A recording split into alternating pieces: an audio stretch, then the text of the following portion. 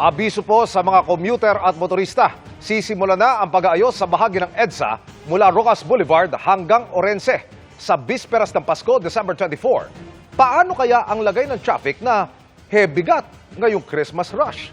Ang plano ng mga otoridad sa pagtutok ni Joseph Morong. Sabay sa biyahe ng marami palabas ng Metro Manila ngayong Kapaskuhan. Sisimulan din ng DPWH, DOTR at MMDA ang mas simpleng bersyon ng rehabilitasyon ng EDSA. Ang unang bugso gagawin sa December 24, alas 11 ng gabi hanggang January 5, alas 4 ng madaling araw. Sakop nito ang bahagi ng EDSA mula sa Rojas Boulevard sa Maynila hanggang sa Orense sa Makati. Mas makabagong teknolohiya ng pag-aspalto raw ang gagamitin. Ang bahaging ito ng EDSA dito sa Maynila, kanto ng Rojas Boulevard, ang unang kukumpunihin ng pamahalaan. Simula yan December 24, alas 11 ng gabi. Ayon sa MMDA, DPWH at DOTR, itong bahaging ito hanggang dito sa may Taft at Orense ang may pinakamaraming kailangang kumpunihin sa bahagi ng EDSA. Sa mapang ito, makikita ang mga hiwa-hiwalay na mga lanes sa EDSA na kailangang kumpunihin. Doon ang concentration of work from Rojas to Taft. Meron ding mga ibang patches from Taft to Orense, pero kakaunti lang yon. During the break, sabay-sabay lahat. Lahat sabay-sabay yan, 24/7. Abaga yon, pero kakaunti lang naman talaga ang gumagamit ng EDSA during this period.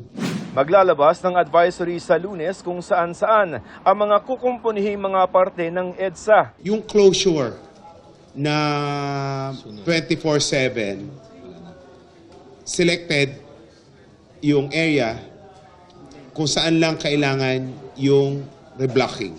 In effect, wala na pong saradong karsada by January 5 a.m. Very minimal disruption ito, both sa commuters at sa motorist. Sa January 5 naman na inaasahang pagbalik ng karamihan sa Metro Manila galing sa bakasyon.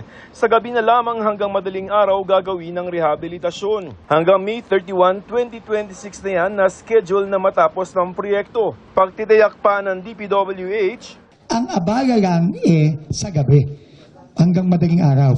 kaya hindi na raw kailangang isara ang malaking bahagi ng EDSA na pinangangambahan ng ilan na magdulot ng Carmageddon. Hindi na rin daw kailangang magpatupad ng dagdag na odd-even scheme o maglibre ng toll sa Skyway para doon dumaan ang mga motorista. Hindi rin mawawala ang EDSA bus carousel na may dedicated lane. I-move namin yung barrier para sa second innermost lane para tuloy-tuloy po ang ating busway.